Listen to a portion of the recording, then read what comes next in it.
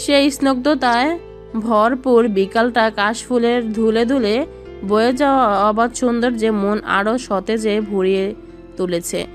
বিধ্বস্ত নীল আকাশটা যদিও মৃদুতর ছড়া ছড়া কালো মেঘ মন্দ্রে ছড়িয়ে ছিটিয়ে আছে, বৃষ্টি আসবে কিনা কারো জানা নেই, তবুও চারপাশের পরিবেশটা নজর মন আবেশিত করে দেওয়ার মতো স্নিগ্ধকর।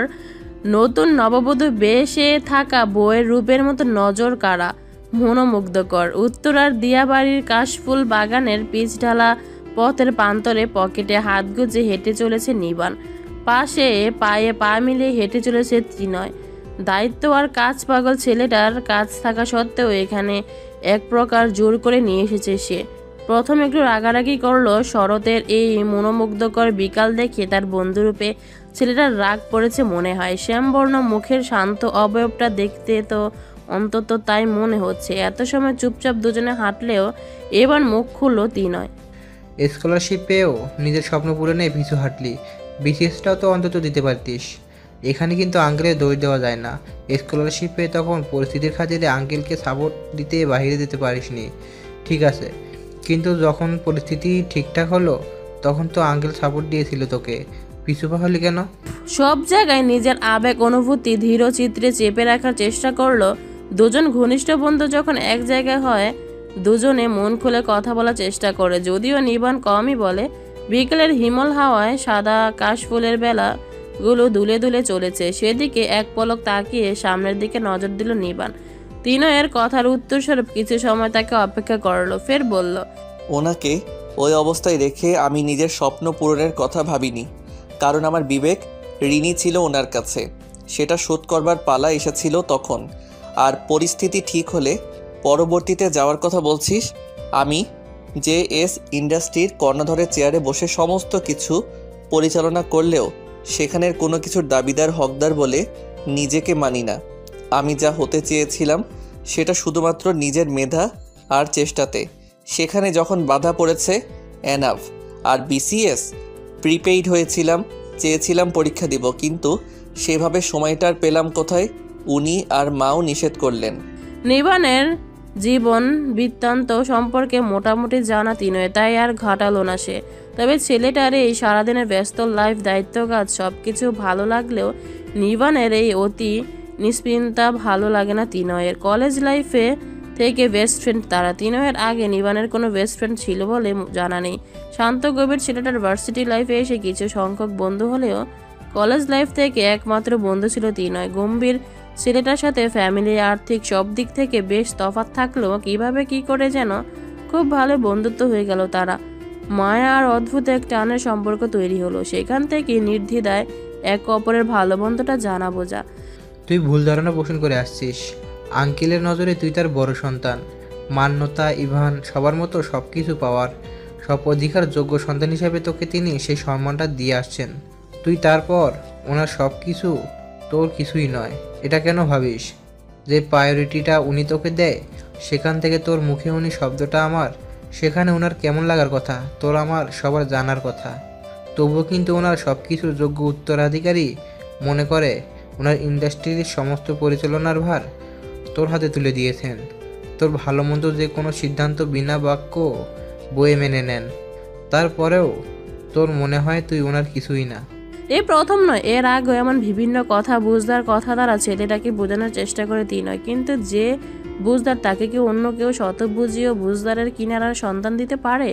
ত্রিনয়ের ভাবনার মাঝে নিবান ধীর গলায় বললাম, আমি জানি না আমার সবসময় কেন মনে হয় আমি ও বাড়ির কেউ না, শুধু মা আছে বলে তাই মনে হয় ও বাড়িতে থাকা। এইসব কেমন কথা নিভান? ইভান মান্যতা তোর ভাই বোন, ছোট থাকতে ইভান যা করে এসেছে এখন কিন্তু তোকে মানেও, যদিও সেটা ওর হাবভাবে বুঝতে দেয় না। আর মান্যতা আঙ্কেলের মতো সেও তার দাদা ভাইয়ের সমস্ত সিদ্ধান্ত চোখ বুজে মেনে নেয়। তবু তুই এরকমটা কি করে বলতে পারিস?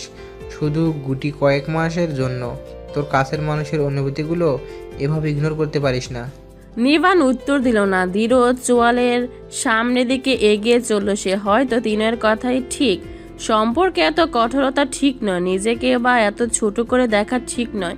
যেখানে সবাই তাকে মাথায় তুলে রেখেছে ভাবনা সেদিকে আরো এগুলো না, না চাইতেও গম্ভীর মুখা বয়বের ঠোঁটের কোণ প্রসারিত করলো, প্রসঙ্গ এড়াতে বলল, আমাদের বাঙালিয়ানা রেস্টুরেন্টের নামটা কিন্তু তোর হাতের দুধ চিংড়ির রেসিপি, কলা পাতায় মোড়ানো ইলিশে ভাপা আর সাধারণ ঘি পোলাওটা কিন্তু বেশ নামডাক কুড়িয়ে দিয়েছে। সপ্তাহে বৃহস্পতিবারে এই দিনটায় কি পরিমাণ লোকের সমাগম হয় এই রেসিপিগুলোর জন্য আমাদের রেস্টুরেন্টে, দেখেছিস? যদিও আমাদের বাঙালিয়ানা রেস্টুরেন্টের সব খাবারের মোটামুটি নামডাক আছে, তবে সিক্রেট শেফের হাতের এই রান্নাগুলো কিন্তু বেশ মজা করেই খায় খাদ্যপ্রিয় মানুষগুলো। নিবান প্রসঙ্গ এড়াতে চাইছে, বুঝতে পেরে দীর্ঘশ্বাস ফেলল তিনয়। নিবান ফের বলল, যদিও রেসিপিগুলো কমন, তবুও তোর হাতের আলাদা স্পেশালিটি থাকায় রান্নার স্বাদগুলো আলাদা হয়। চেষ্টা তো আমিও করি, তবুও তোর রান্নার মতো স্বাদ আনতে পারি না কেন? কার হাতের স্পেশাল রেসিপি রান্নাগুলো আজ আমাকে বলতো, যে হুবহু তার হাতের গুণটা রপ্ত করেছিস আন্টির হাতের। যদিও মা রান্নাগুলো জানেন এবং খুবই সুন্দর রান্না করেন, তবে আমি দাদিমা যেভাবে রান্না করতেন সেটাই রান্নার সময় বেশি ফলো করি। ওনার রান্নার হাতটা দারুণ ছিল। বাবা চাচারা, আমরা ভাই বোনেরা সবাই ওনার হাতে রান্না খুবই তুষ্টতার সহিত ভোগ করতাম। গম্ভীর মুখে এক টুকরো হাসি ফুটলো, সঙ্গে সঙ্গে তা আবার মিলিয়ে গেল। তিনের কথার উত্তরস্বরূপ ঘাড় বাঁকিয়ে শুধু একবার তার দিকে তাকালো নিবান, শীতল গলায় বলল, আমাদের রেস্টুরেন্টটা যেমন আমরা সাধারণভাবে উপস্থাপন করে, সেখানে নামি দামি নয়, অতি সাধারণ সব বাঙালিয়ানা খাবারেরই যোগান দিতে চেয়েছিলাম। সেরকম সাধারণভাবে রান্নার মধ্যে অসাধারণ হয় তোর বানানো রেসিপিগুলো, যেটা আমাদের রেস্টুরেন্টটাকে আরও উন্নতি সাধন করতে এগিয়ে নিয়ে যাবে। হয়তো, তবে সুগৃহিণী হওয়ার কথা ছিল আমার বউয়ের হয়ে গেলাম আমি। হেসে দিল তিনয়। সেটা দেখে নিজের মুখের হাসিটা আরো একটু প্রসারিত করলো নিবান, বলল, সুগৃহিণী হওয়া কি শুধু স্ত্রী লোকের দায়িত্ব, নাকি এটা শুধু তাদেরই কর্ম? দেশ বিদেশের ছোট বড় নামি দামি সব হোটেল রেস্তোরাঁগুলোতে গিয়ে দেখ, সেখানে বড় বড় ডিগ্রিধারী শেফরা অধিকাংশ পুরুষই। এজন্য তো স্কলারশিপ পেয়ে বিদেশ থেকে ডিগ্রি অর্জন করেও নিজের ইচ্ছে পূরণে নেমেছি। যদিও চাকরির জন্য বিভিন্ন ভার্সিটিতেও অ্যাপ্লাই করেছি, একটা প্রাইভেট ভার্সিটি থেকেও অফার এসেছে, দেখি কি করা যায়। দেশে চাকরির বড় অভাব, চাইলে তিনয় বাইরের দেশে সেটেলড হয়ে যেতে পারত। তবে আরও একটা কারণে সেই ওই সুদূর বিদেশ বুয়ে থাকতে পারেনি। তবে সেটা নিবানের সামনে উজ্জ্বল করে বলতে সাহস পায় না, আর না সেই সাহস দেখাতে চায় সে। যদি না এত বছরের বন্ধুত্বে ফাটল ধরে যায়, আর যে প্রিয় মানুষটাকে পাওয়ার সাধনায় তার মন আকৃষ্ট হয়ে রয়েছে, যোগ্যতায় সে মানুষটাকে বুক ফুটে চাওয়া যে বড়ই অপরাধ। হঠাৎ নিবানকে থামতে দেখে ভাবনা কাটল তিনি। নিবানের কুঞ্চিত নজরের দিকে তাকিয়ে সামনে তাকাতেই নিজের হৃৎপিণ্ড ছলাৎ করে উঠল তার। সে প্রিয় মুখটা, ফর্সা শরীরে লাল পাড়ের সাদা শাড়ি জড়ানো, কি স্নিগ্ধ, কি সুন্দর দেখাচ্ছে। শরতের কাশফুলে সাজানো বিকালটাও যেন সেই সৌন্দর্যের কাছে ফিকে মনে হলো। নজর সরিয়ে নিল তিনয়, অবাক কণ্ঠে শোধালো, মান্যতারা এখানে আসবে তুই জানিস না? দিবার মৌনতাও এসেছে দেখছি। তিনয়ের কথার উত্তর দেওয়ার আগে প্যান্টের পকেট থেকে ফোন বের করতে উত্ত্যক্ত হলো নিবান। মাকে ফোন দেবে তাই, তার আগে রানী সাহেবাকে গাড়ি থেকে বের হতে দেখে হাত থেমে গেল। বুঝলো মায়ের অনুমতি নিয়েই বেরিয়েছে তারা। মান্যতারা আসবে সে জানতো না। উত্তরটা দিয়েই পিছে মুড়ে গাড়ি যেখানে রাখা সেদিকে যাওয়ার জন্য এগোলো। তবে তিনয়ের কথায় থেমে গেল, তবে পিছে মুড়ল না। এই নিভান, মান্যতাদের সাথে ওই নতুন মেয়েটা কে রে? এত অনিন্দ্র সুন্দরী। চোখ বন্ধ করতে হঠাৎই সে ক্রন্দরত চোখ জুড়ে আবারও বেশি উঠল নিবানের বন্ধ অক্ষিপটে।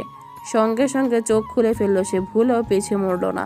তবে নতুন মেয়েটা বলতে কে বুঝতে পারলো। তীক্ষ্ণ গলায় কথার বান ছুড়ে দিল তিনয়ের দিকে, অনিন্দ সুন্দরীকে নজর লেগেছে নাকি? আল্লাহুম মাগফিরুল্লি, এগুলো কি বলিস? আমি তো তাকে দেখে এমনিতেই কথাটা বলে ফেললাম। যত আনন্দ সুন্দরী আমার সামনে দিয়ে যতই ঘুরে বেড়াক না কেন, আমার নজর সেখান থেকে কুঞ্চিতও নাড়াতে পারবে না। ঘাড় বাঁকিয়ে তিনয়ের দিকে তাকাতেই বোকা হেসে দিল তিনয়, বলল, ওরা হয়তো আমাদের দেখেনি, তাই বলে আমাদের যাওয়া উচিত নয় ওদের দিকে। হঠাৎই দেখা যখন হয়ে গিয়েছে, চল কথা বলে আসি। শীতল চোখে তিনয়ের দিকে তাকাতেই ফের সে বলল, তুই এরকম হচ্ছিস কেন ভাই? এত অনুভূতি শূন্য, এরকম থাকলে বউ টিকবে না তোর। নিজেরটা টিকিয়ে দেখাস, তারপর আমার কথা ভাবিস। আমারটা টিকবে কি টিকবে না সেটা আমি বুঝে নেব। এখন চল, আমার অফিসে অনেক কাজ পড়ে আছে, যেতে হবে। সামনে এগোলো নিবান, কিন্তু তিনয়ের পা কিছুতেই সামনে এগোতে চাইল না। প্রিয় নারীটাকে শাড়ি পরা অবস্থায় কাছ থেকে একটু দেখতে পেল না। কি আফসোস। পিছিয়ে ফিরলো আরও একবার, আফসোস যেন আরও জোরালো হলো। ফের সামনে ফিরে বিড়বিড় করে নিবানকে বকতে বকতে এগোলো সে। নিজের অনুভূতি তো সব বিসর্জন দিয়েছে, এখন তাকে জুটি বানিয়ে তার গুলো ও বিসর্জন দেওয়া প্রস্তুত নিচ্ছে। বিকালবেলা ঘুম থেকে উঠে যখন বাড়িতে বোনদের কাউকে দেখলো না নাফিম, এমনকি করে কেউ না, তখন কেঁদে কেটে সান্ত্বনা রহমানকে অস্থির করে তুলল। কেন বোনেরা তাকে নিয়ে গেল না? সন্ধ্যার পরে তারা বাড়িতে ফিরলে নানা অভিযোগ জুড়ল নাফিম। মৌনতা সেই অভিযোগে একদম গুরুত্ব না দিলেও দিবা বোঝালো তাকে, কাজ হলো না। করে বোঝালো, তবুও মুখ ভার করে রইল, কথা বলল না তার সাথে। করে যেতে চায়নি, মান্যতা এক প্রকার তাকে জোর করে নিয়ে গিয়েছিল। তাতে আবার শাড়ি পরিয়ে নিয়ে যেতে চেয়েছিল। শেষে করে যেতে চাইলো, শাড়ি আর পরেনি। দিবা আপু আর মান্যতা আপু শাড়ি পরে গেল, সে আর মৌনতা সাধারণভাবেই গিয়েছিল। চেষ্টা করো যখন নাফিমের গোমরা মুখের আদলকে পাল্টাতে পারলো না, তখন মান্যতা নাফিমের কাছে এসে তার ফোনটা এগিয়ে দিয়ে বলল, আচ্ছা, ভুল হয়ে গেছে, তোকে নিয়ে যাইনি, কিন্তু এখন তো কিচ্ছু করার নেই। তবে ভুলে মাসুল হিসাবে আমি সুন্দর একটা অফার দিচ্ছি। কাল তোকে অনেকগুলো চকলেট কিনে দেবো, আর আজ রাতে তুই ঘুমানো অবধি আমার ফোনটা তোর কাছে থাকবে। তুই যত ইচ্ছে কার্টুন দেখতে থাক। রাগ ভেঙে নাফিক উৎফুল্ল হয়ে বলল, সত্যি বলছো বলো আপু? সত্যি। নাফিমকে মানাতে পেরে খুশি হলো মান্যতা। নাফিমও খুশি মনে ফোন নিল।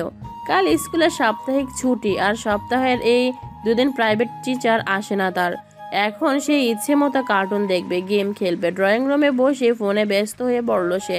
সান্ত্বনা রহমান খানিক ভিড় করে বকে নিজের রুমে চলে গেলেন। সারা বিকাল থেকে সন্ধ্যা ছেলের বকবকানিতে মাথা ধরেছে ওনার। এখন একটু না শুয়ে পড়লেন নয়, এরকম যে যার কাজে চলে গেল। রাতে 9:30 বাজে, তখনও নাফিম ড্রয়িং রুমে বসে ফোন দেখছে।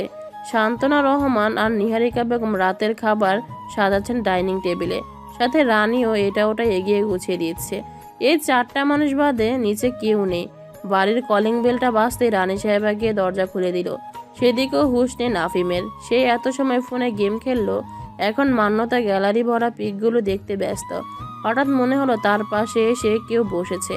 পাশ ফিরে তাকাতেই ভ্যাবাচেকা খেয়ে গেল সে। উৎফুল্লতায় ডুবে থাকা মুখটা সঙ্গে সঙ্গে মিয়ে গেল। দাদাভাই কখন এসে বসে পড়ল। মা এত সময় বারবার সাবধান করে যাচ্ছিল, বলছিল, তোর দাদাভাই আসার সময় হয়ে গেছে, ফোনটা রাখ। এসে যদি দেখে পড়া বাদ দিয়ে ফোনে গেম খেলছিস, দেখিস সেই তা হলো।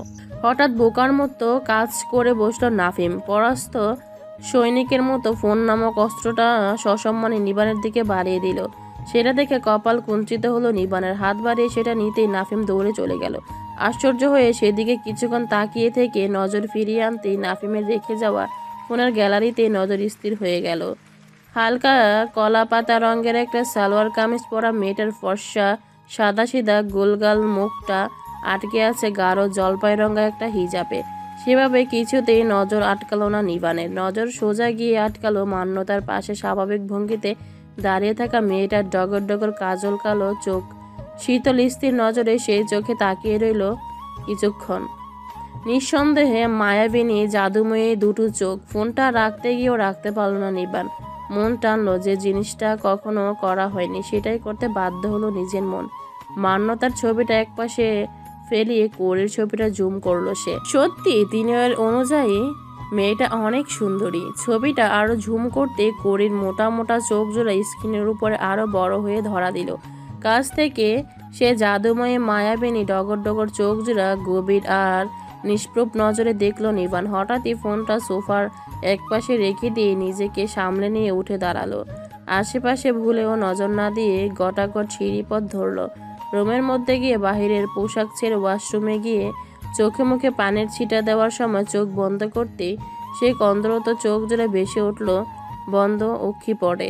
চোখ খুলে ওয়াশরুমের আয়নায় নিজের প্রতিবিম্বের দিকে নজর দিল নিবান। মনে মনে বিড়বিড়ালো, নারী, তুমি সত্যি ছলনাময়ী। আর তোমার কঠিন ছলনা হলো চোখের নোনা অশ্রু দ্বারা পুরুষকে জ্বালিয়ে পুড়িয়ে শেষ করা। নিহারিকা বেগমের দ্বিতীয় স্বামী হলেন জাহিদ সাহেব। একই শহরের একই গলির বাসিন্দা হওয়ায় চেনা পরিচিত ছিলেন ওনারা। দুজনের বাবারা আদি সূত্রে বাসিন্দা এই শহরের। চাল চলনের শালীনতা আর স্বভাবে শান্ত থাকায় নিহারিকাকে বেশ পছন্দ করতেন। শুধু যে স্বভাব চালচলনে ভালো লাগতো এমনটাও নয়, নিহারিকা সেই কিশোরী বয়সে ছিল অনেক সুন্দরী। তার সৌন্দর্যতাও মুগ্ধ করত জাহিদ সাহেবকে। তবে কাল বেঁধে নিজের অনুভূতিগুলো কখনো না নিজের পরিবারের কাছে প্রকাশ করতে পেরেছিলেন আর না নিহারিকাকে জানাতে পেরেছিলেন। যদিও তিনি চেয়েছিলেন পড়াশোনা শেষ করে নিহারিকার পরিবারের কাছে বিয়ের প্রস্তাব রাখবেন, কিন্তু ভাগ্য সুসম্পন্ন ছিল না ওনার। পড়াশোনা খাতিরে বাড়ির থেকে দূরে থাকে হঠাৎ একদিন জানতে পারলেন নিহারিকার বিয়ে হয়ে গেছে। ভালো সুশিক্ষিত উচ্চবংশীয় পাত্র পাওয়ায় অল্প বয়সে মেয়েকে পাত্রস্থ করেছেন নিহারিকার বাবা। জীবনের প্রথম ভালো লাগা মেয়েটা অন্যের জীবন সঙ্গিনী হয়ে গেছে জানতে পেরে খুবই কষ্ট পেয়েছিলেন সেদিন। ব্যথিত হয়েছিল নিজের মন। পরবর্তীতে ভাগ্য হিসাবে মেনে নিতে বাধ্য হয়েছিলেন। তবে ওনার চাওয়ার হয়তো পবিত্রতা ছিল, তাই ভাগ্যক্রমে নিহারিকা আবারও ওনার কাছে ফিরে এলো। দ্বিতীয়বার সুযোগ পেলেন নিহারিকাকে নিজের করে নেওয়ার, আর সেই সুযোগটা বিভিন্ন সংঘাতের মধ্যেও কোনো মতেও হাতছাড়া করেননি তিনি। নিহারিকার বিয়ের 7 বছর পর হঠাৎই তার প্রথম স্বামী অ্যাক্সিডেন্টে মারা যান। সংসারের বিভিন্ন সংঘাত আর ঝামেলার কারণে ছেলেকে নিয়ে বাপের বাড়ি ফিরতে হয় তাকে। বিষয়টা জানার পর জাহিদ সাহেব আর দেরি করেননি। 4 ভাইয়ের মধ্যে তিনি সবার বড় হওয়া সত্ত্বেও তখনও বিয়ে করেননি। যদিও অন্য ভাইরা বিয়ে করে নিয়েছিল, তিনি যখন ছেলেসহ নিহারিকাকে বিয়ে করতে চাইলেন বাড়ির কেউ প্রস্তাবে রাজি হলেন না। বিশেষভাবে ওনার মা। সুদর্শন ছেলে ওনার, কোনো দিক থেকে কম নয়। বাবার বিরাট ব্যবসাও এক হাতে সামলে চলেছে। সে ছেলের জন্য বাচ্চা সহ বিধবা বউ, তিনি মানতে নারাজ ছিলেন। তবে এক সময় ছেলের জেদের কাছে হার মেনে নিহারিকাকে মানতে রাজি হলেও তার ছেলেকে মানতে নারাজ, কিছুতেই রাজি হলেন না। তবে জাহিদ সাহেব বিভিন্নভাবে বুঝিয়ে শুনিয়ে মাকে মানান। তবুও মায়ের নজরভঙ্গি না নিহারিকার প্রতি সন্তুষ্ট ছিল আর না নিবানের প্রতি। পরে আস্তে আস্তে সবটা ঠিক হয়েছে, তবে কতটা ঠিক হয়েছে এটা বিশেষ জানা নেই জাহিদ সাহেবের। হয়তো আছে, তবে প্রকাশ করতে চান না। দীর্ঘশ্বাস ফেললেন তিনি। নিহারিকাও ওনাকে এক কথায় বিয়ে করতে রাজি হয়েছিলেন এমনটাও নয়, তাকেও বিভিন্নভাবে মানাতে হয়েছিল। শেষমেশ বাবা ভাইদের কথায় বাধ্য হয়ে জাহিদ সাহেবকে বিয়ে করতে রাজি হয়। তবে বাধ্য হয়ে বিয়ে করলো, পরবর্তীতে নিজেকে মানিয়ে নেয়, মেনে নিতে শুরু করেন নিজের নতুন সংসারে। নিহারিকার সাথে বিয়ের বছরের মাথায় নিহারিকা অন্তঃসত্ত্বা হয়। তারপর ইভানের জন্ম। ইভান শান্ত গম্ভীর ধরনের ছেলে বরাবর, তবে ইভানের জন্মের পর বায়ন্ত প্রাণ ছিল। সময়ের সাথে সাথে সেই অন্তরঙ্গ ভাই ভাই সম্পর্কটায় হঠাৎই দূরত্ব তৈরি হলো। ইভানের ক্লাস 6-7-এ ওঠা পর্যন্ত 2 ভাইয়ের সম্পর্ক মোটামুটি ঠিকই ছিল। তারপর যে কি হলো, 2 ভাই হঠাৎ দুজনের থেকে নিজেদের দূরত্ব তৈরি করে চলতে শুরু করলো। নিবান চুপচাপ থাকলো। ইভানের কথা ছিল নিবানকে বাবা মা সব কাজে সবসময় প্রায়োরিটি বেশি দেয়, তাকে বেশি ভালোবাসে। শত চেয়েও বুঝিয়েও আর সেই দূরত্ব ঘুচানো গেল না। তবে আগে ইভানের অভিযোগের মাত্রা সীমাহীন থাকলেও এখন আর তাকে অভিযোগ করতে দেখা যায় না। তবুও 2 ভাইয়ের মধ্যে সম্পর্কটায় আর উন্নতি হলো না। বাবা ডেকেছিলাম, আসবো? ইভানকে ডাকতে পাঠিয়ে অতীতের ভাবনায় ডুব দিয়েছিলেন জাহিদ সাহেব। ইভানের ডাকে সে ঘুর কাটতেই বললেন, এসো। ইভান এসে বেডের পাশে রাখা টুলটা টেনে বসলো। বাবার দিকে শান্ত দৃষ্টি ভুলিয়ে বলল, শরীর কেমন যাচ্ছে তোমার?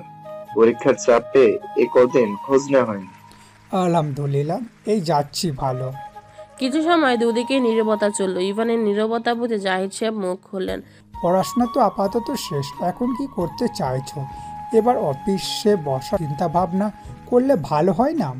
জানা ছিল ইভানের বাবা এমনই বিষয় নিয়ে কথা বলবেন বলে তাকে জরুরি তলবটা করেছেন। ইভানের শান্ত নজরটা এবার ধীর নজরে পরিণত হলো। নির্বিকার গলায় বলল, যাকে দায়িত্বটা দিয়েছো তাকে সে দায়িত্বটা সামলে নিতে দাও। আমি মনে করি অফিস বিশেষ প্রয়োজন নেই আমার। প্রয়োজন যার, সে তো সবটা মিলিয়ে আছে, সব মিলিয়ে চলছে তো, নিচ্ছেও। তবে সেখানে আমার বিশেষ প্রয়োজনটা কোথায় দেখছি না তো আমি। ইভানের কথাগুলো খারাপ নয়, তবে যাকে নিয়ে ইভান বাক্যগুলো ব্যবহার করলো সেই সম্বোধনহীন বাক্যগুলো ঠিক মেনে নিতে পারলো না জাহিদ সাহেব। কিছুটা কঠিন গলায় বললেন, ছেলেটাতে তোমার সমস্যা কোথায় ইভান? কেন তার বিষয় এলে তার সব সময় এহেন কথাবার্তা বলে চলো। দুই ভাই তোমরা, অথচ বড় ভাইয়ের বিষয়ে আচরণ কথাবার্তার একই বিরূপ ভঙ্গিমা ইভান। আমি তো ভেবেছিলাম সেই বয়সে বুদ্ধি বিবেক বিবেচনায় অপরাকৃত ছিল বলে অবুঝপনা করছ। তবে আশা রেখেছিলাম বয়সের সাথে সাথে ম্যাচুরিটি বাড়বে, সেই অপরিপাক বুদ্ধি বিবেচনার পরিপাক্ত আসবে। কিন্তু তুমি তো সব কিছু দেখেও তোমার বিবেক বিবেচনায় দুয়ার নিজের ইচ্ছাতেই বন্ধ করে রাখলে কেন ইভান? কারণটা তো তোমাদের জানা।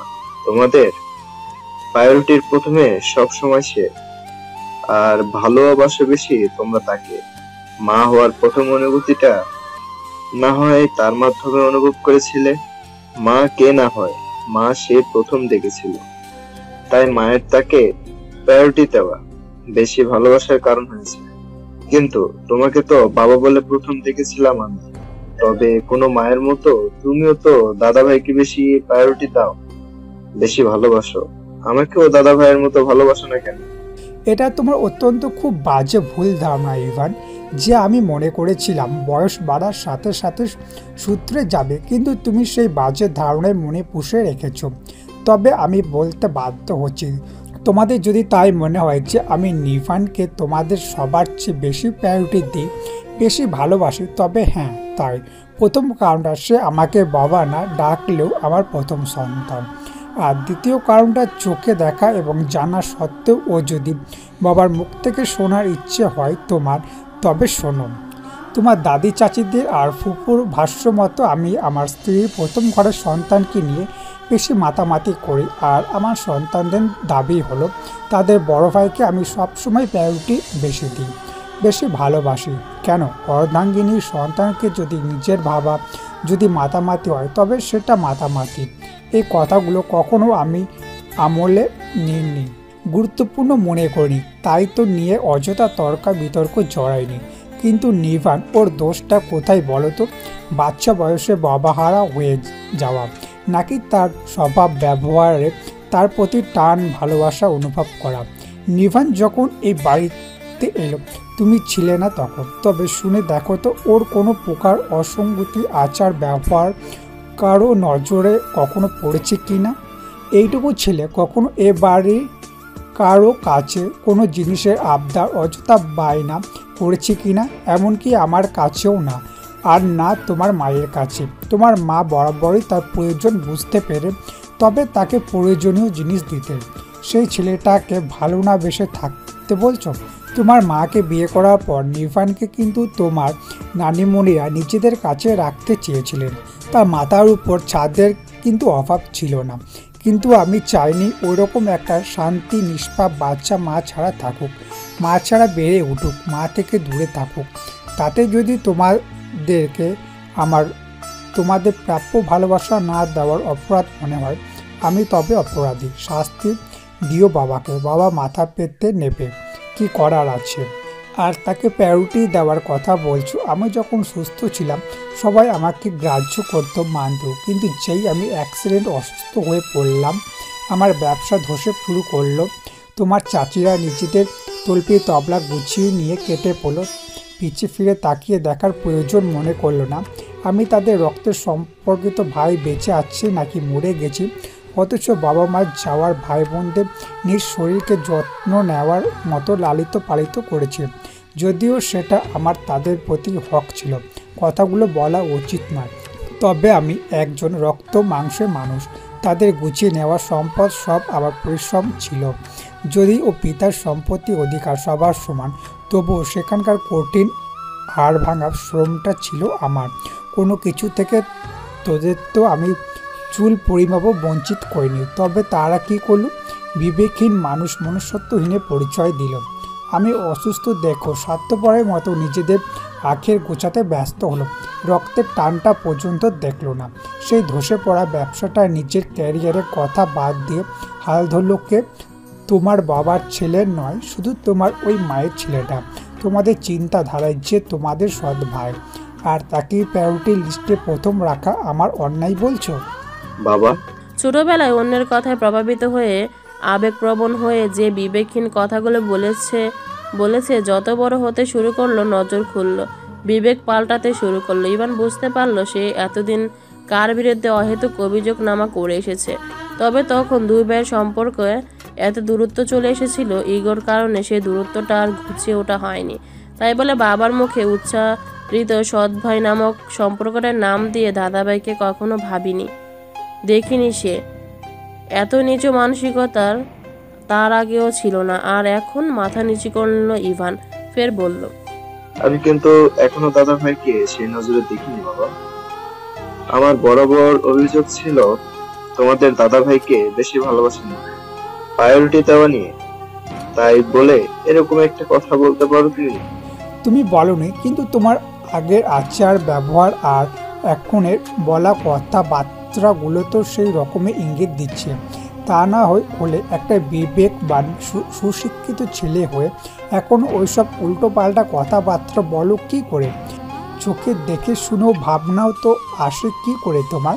তার আচরণে কখনো মনে হয়েছে যে তোমার আর আপন ভাই বোন নও, এ বাড়ির কেউ, তার রক্ত সম্পর্কিত কেউ নয়?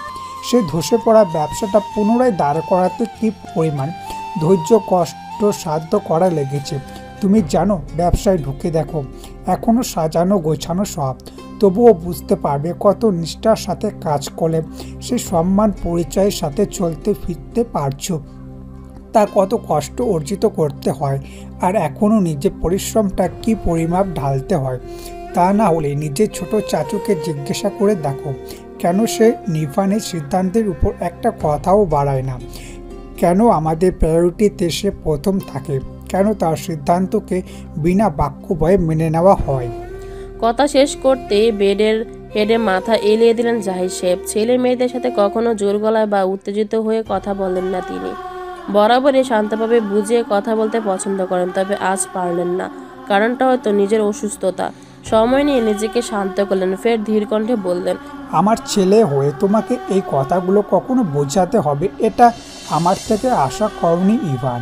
আমি ভেবেছিলাম সব ঠিক হয়ে যাবে, তবে কি বলো তো, আমার সন্তান হলে কি হবে? গুণটা হয়তো চাচাদের মতো। কথা শেষ করতে চাইলেন না জাহিদ সাহেব, চোখ বুজে নিলেন। ইভানও এবার আশ্চর্য হয়ে বাবার মুখের দিকে চাইল। তাকে নিয়ে বাবার ধারণা এতটাও নিম্নে চলে গেছে, কথা বাড়ালো না ইভান। রাগ হলো, খুব হলো, তবে কার প্রতি তার জানা নেই। উঠে দাঁড়ালো সে। দরজা মুখ হতে গিয়ে দেখলো অসহায় নজরে একজন মা দাঁড়িয়ে আছে। হয়তো তাদের বাবা ছেলের আলাপনটা শুনেছে। ভালো মন্দ কথা বলতে চেয়েও হয়তো পক্ষ নেওয়ার ভয়ে কথা বলেনি। সে পক্ষপাতে বড় ছেলে অভিযোগ না জানালেও ছোট ছেলে অভিযোগ জানাতে ভুলবে না। নজর সরিয়ে ফের বাবার বন্ধ হয়ে চোখ মুখের দুই তাকালো ইভান। দৃঢ় গলায় বলল, আমি ভালো ছেলে হতে চাই না, তাই আমার পক্ষেও অফিসে বসা সম্ভব নয়। আর মনে হয় না সে দক্ষতা আছে। আমার দক্ষতা অর্জন করতে চাই না আমি। তাতে যদি আমাকে সেখানে সকল অর্থের অধিকার, ভোগ বিলাস থেকে বঞ্চিত হতে হয়, অসুবিধা নেই আমার। যাদের সাথে মানসিকতার তুলনা করলে এতটা নিচু মানসিকতা ও আমার না। যদিও আমি ভালো ছেলে নই, তবুও বাবার রক্ত আলাদা হলেও একই মায়ের পেট থেকে আমাদের জন্ম। দুজন মানুষ আলাদা হতে পারে, তবে মন মানসিকতার শিক্ষাটা দুজনে মায়ের থেকে পাওয়া। আর আমার মায়ের মন মানসিকতার শিক্ষা কখনো নিচু নয়, হতে পারে না। চুপ হলো ইভান, ফের বলল, আমি সামনে বিসিএস এর জন্য প্রিপারেশন নিচ্ছি। আমি জব করতে চাই।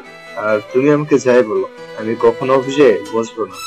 সেখানের কোনো লেনাদেনা বা সিদ্ধান্তে আমি কখনো নিজেকে জাহির করতে চাই না, আর করবো না।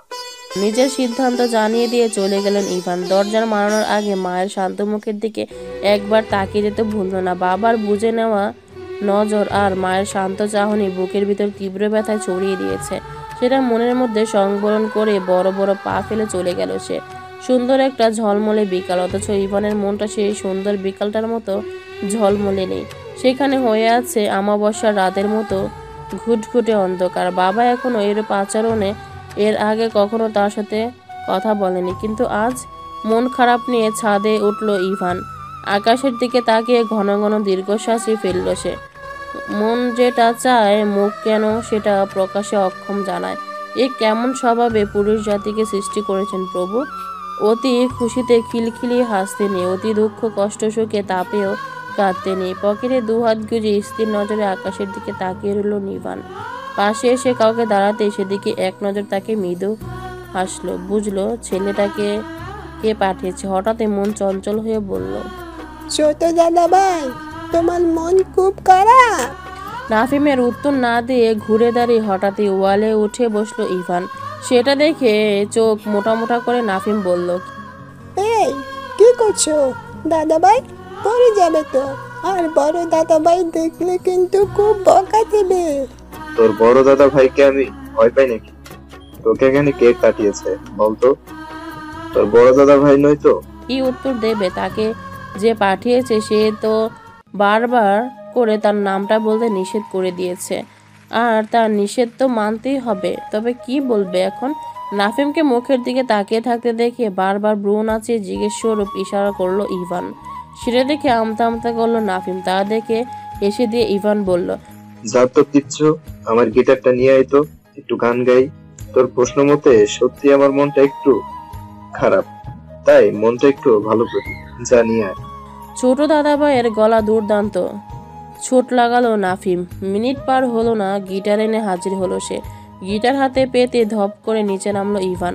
পশ্চিম আকাশে তাকালো। সূর্যের তীর্যর্য রশ্মিটা কমে গিয়ে পশ্চিম আকাশে হেলে পড়েছে, আর নিভে আসা রূপটা প্রকৃতিকে অপরূপ সৌন্দর্যের মোহরিত করেছে। গিটারের টুংটাং শব্দ তুললো ইভান। ফের চোখ বন্ধ করে গলা ছেড়ে গাইতে শুরু করলো। এক মুঠো স্বপ্ন এসে ছুঁয়ে যায় সারাক্ষণ, যে থাকি আমি তার আশায়। এক মুঠো ইচ্ছে লুকিয়ে রাখি অন্তরে, হয় না সাজানো ভালোবাসা। কখনো মন হয় রোদেলা, কখনো হয় মেঘলা, যায় না তারে ভোলা। কাটে না যে বেলা একাকী একলা, ভালোবাসার কি জ্বালা। ও আধারে আলো আধো ছায়া, বুঝি না কেমন মায়া।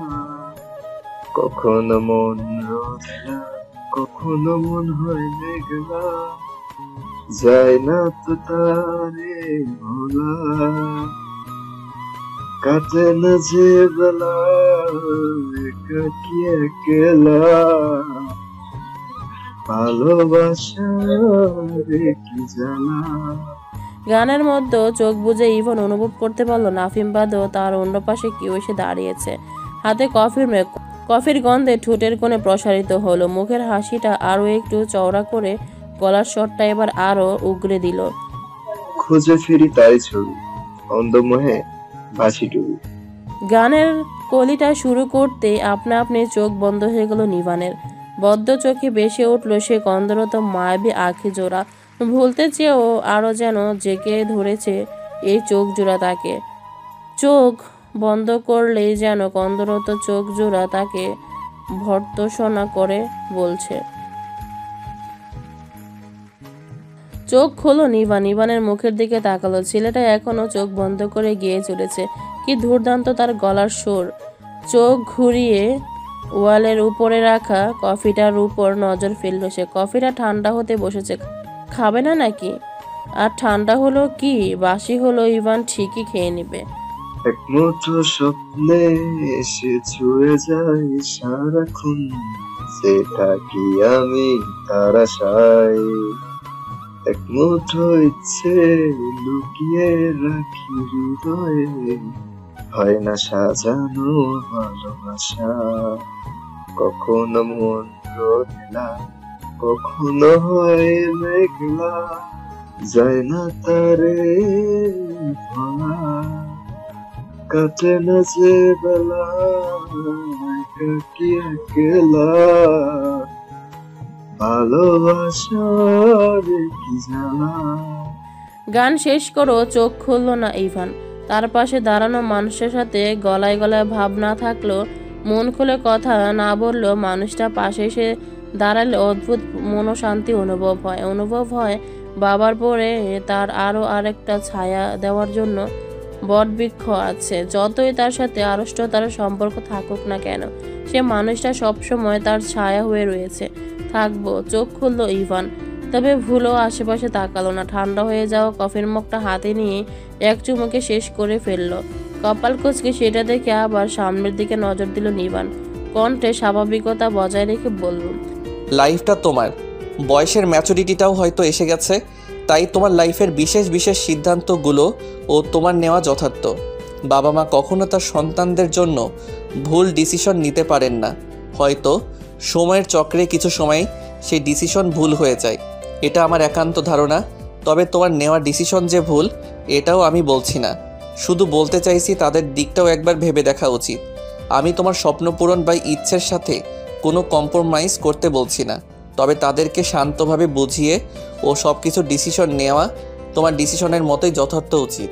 সামনের দিকে নিটল দৃষ্টিতে তাকিয়ে আছে ইভান, তবে তার কান সজাগ বড় দাদা ভাইয়ের উপদেশমূলক বাণীতে।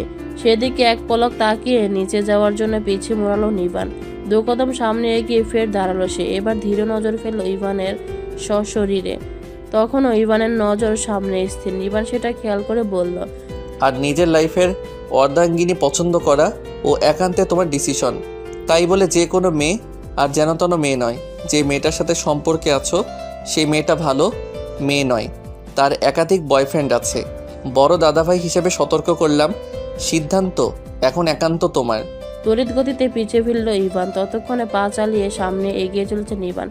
ঠোঁটের কোণে হাসি ফুটলো। ইভানের গলা চড়িয়ে নিবানকে উদ্দেশ্য করে বলল, আই হেট ইউ দাদা ভাই। I hate you too. ছাদের দরজা পানে যেতে ইভানের বলা বাক্যগুলো কানে পৌঁছানো নিবানের, তবুও পিছিয়ে মুড়ালো না সে। তবে উত্তরস্বরূপ একই বাক্যগুলো ইভানের দিকে ছুড়ে দিয়ে যেতে মোটেও কার্পণ্য করল না সে। মেয়েটার সাথে লোক দেখানোর সম্পর্কে জড়িয়েছিল ইভান, কারণ যেটা ছিল সেটাতে সাকসেসফুলও হয়েছে সে। মুখের হাসি চওড়া হলো তার। সে খুশিতে হঠাৎই ছাদের কোণায় লুকিয়ে থাকা মেয়েটাকে উদ্দেশ্য করে বলল, গান শুনবে ফুলকড়ি? চমকে উঠল কৌরি। নাফিমকে ছাদের দিকে আসতে দেখে সে ছাদে এসেছিল। এসে দেখে ইভানও আছে, তাই চলে যাওয়ার জন্য পা বাড়াচ্ছিল। হঠাৎই সে ভয়ঙ্কর গলার মানুষটার ছায়া ছাদের দরজায় পড়তে দেখে ছেলে মানুষই করে ফেলেছে সে। ওনাকে পাশ কাটিয়ে ভদ্র মেয়ের মতো চলে যাওয়ার যেত, কেননা কোনো কারণ ছাড়াতে আর কিছু বলতেন না তিনি। তবে পা বাড়িয়েও মনের সংখ্যায় যেতে পারেনি সে। গা কেমন কাটা দিয়ে উঠেছিল তার, তাই ছাদের অন্য পাশে চুপটি করে দাঁড়িয়েছিল। দরজামুখো হয়ে মানুষটা ছাদের রেলিং ঘেঁষে দাঁড়িয়ে থাকার কারণে পরবর্তীতেও যেতে পারেনি। তবে সে মানুষটার নজরে পড়ল না। এই মানুষটার নজরে পড়ে গেল সে। লোকটা তো সাংঘাতিক। কৌরির ভাবনার মাঝে তার সামনে এসে দাঁড়ালো ইভান। ফের উচ্ছল কণ্ঠে বলল, আমার মনটা আজ খুব ভালো, চলো তোমাকে আরেকটা গান শোনে। কৌরি কিছু বলতে যাবে তার আগে ছাদের অন্য প্রান্ত থেকে নাফিম দৌড়ে এসে ইভানকে উদ্দেশ্যে বলল, একটু আগে তুমি না বললে তোমার মন খারাপ, এখন বলছো মনটা খুব খুব ভালো। একটু আগে খারাপ ছিল, কিন্তু এখন মনটা অনেক ঝকঝকে আকাশের মতো রিফ্রেশ হয়ে গেছে রে। চুপ। একটা মানুষ তাকে তার গার্লফ্রেন্ড থেকে ব্রেকআপের নিমন্ত্রণ দিয়ে দিল, অথচ সে মানুষটা বলছে তার মন ভীষণ ভালো এখন।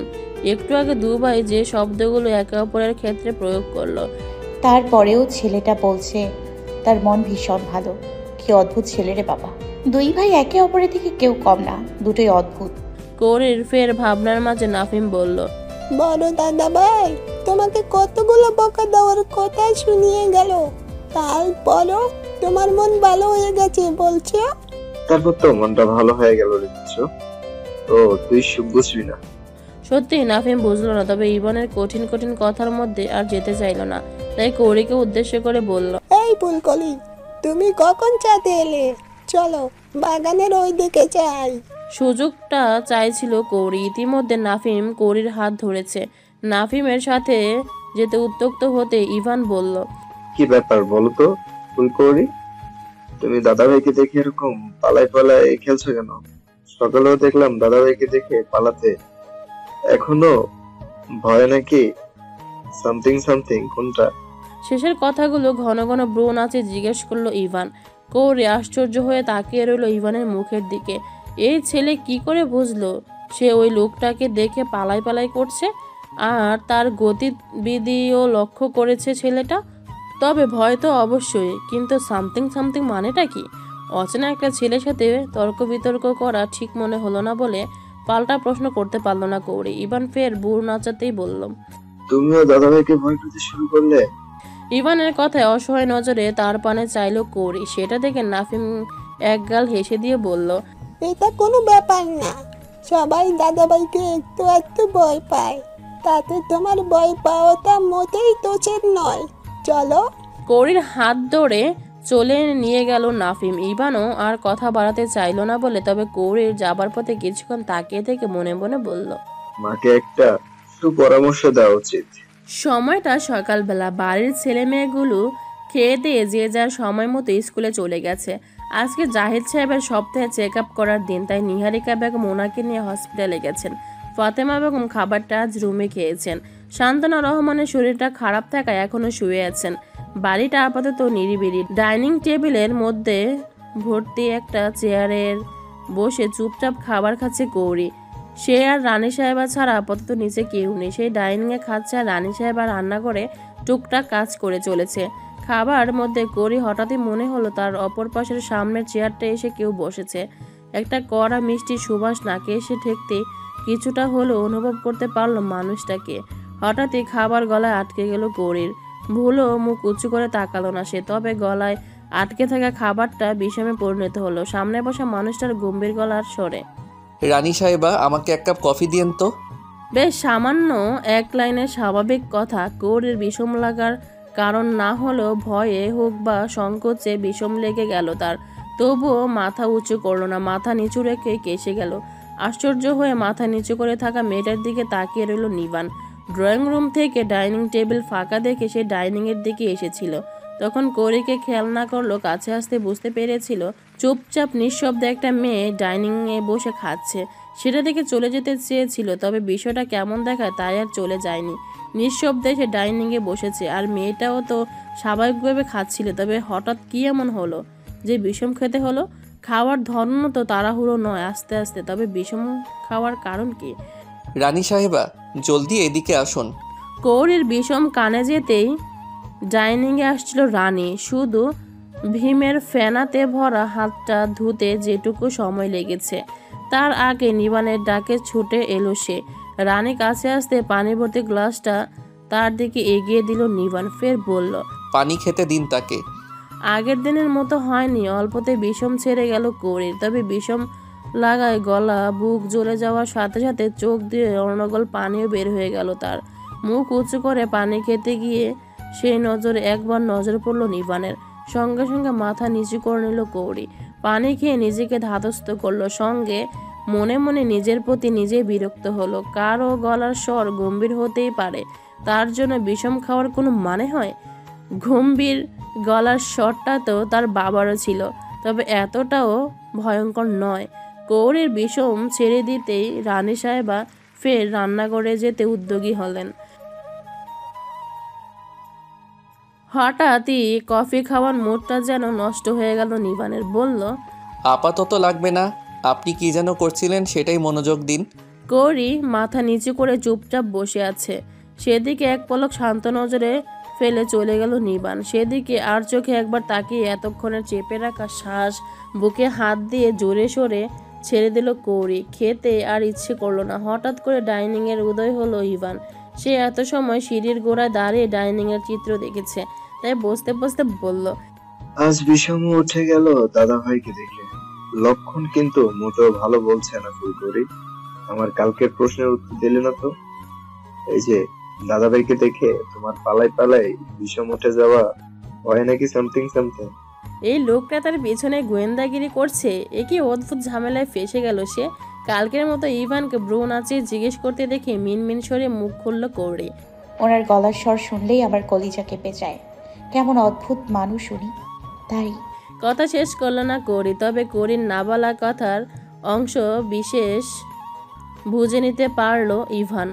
আর কৌরি অদ্ভুত মানুষটা উনি বলতে কি বোঝালো সেটা তো বিশেষ গুরুত্ব না দিয়ে নিজের দুহাতের কোণে সঁপে দিল টেবিলে, ফের দুগালে দুহাত রেখে বিজ্ঞ ব্যক্তির মতো করে বলল, দেখো, আবার এই অদ্ভুত মানুষটা প্রেমে পড়ে যেও না যেন। ওনার আশেপাশের মেয়েরা কিন্তু ওই অদ্ভুত মানুষটাতেই পিছলে যায়। এই দেখে আমার গায়ের রং কত ফর্সা, অথচ ওই শ্যামবর্ণ অদ্ভুত ছেলেটাতেই সবাই মুগ্ধ হয়, ভালোবেসে ফেলে। তুমি আবার ভয় পেয়ে গিয়ে ডুব দিও না যেন সে অদ্ভুত মানুষটার প্রেমে। সাবধান ফুলকড়ি। বাবার মৃত্যুর আজ 15 দিন পার হয়ে গেল। কৌরিও এ বাড়িতে এসেছে আজ প্রায় 15 দিনের মতো। নারী মানুষের জীবন কেমন অদ্ভুত মত হয়, তাই না? নির্দিষ্ট কোনো স্থানে জন্ম থেকে মৃত্যু পর্যন্ত তাদের জীবনটা স্থায়িত্ব হয় না। জন্ম থেকে মৃত্যু পর্যন্ত নির্দিষ্ট বয়সের কিছু বছর বাবার সংসারে কাটাতে হয়, তারপর ভাগ্যের পালাক্রমে শুরু হয় স্বামীর সংসার। সে পর মহলটা আপন করতে হয়। সময় এসে যায় নিজের সংসারটা ছেড়ে দেওয়ার। তারপর বৃদ্ধ বয়সে কিছুদিন এ ছেলের সংসারে তো কিছুদিন ওই ছেলের সংসারে। তবে মেয়ে মানুষের জীবনটাও একটা সময় গিয়ে একটা নির্দিষ্ট স্থানে স্থায়িত হয়। সেই স্থায়িত্বটা কবরে গিয়ে। হয়তো সবার স্থায়ী বা শেষ ঠিকানা কবর, তবে মেয়ে মানুষেরটা বিশেষ।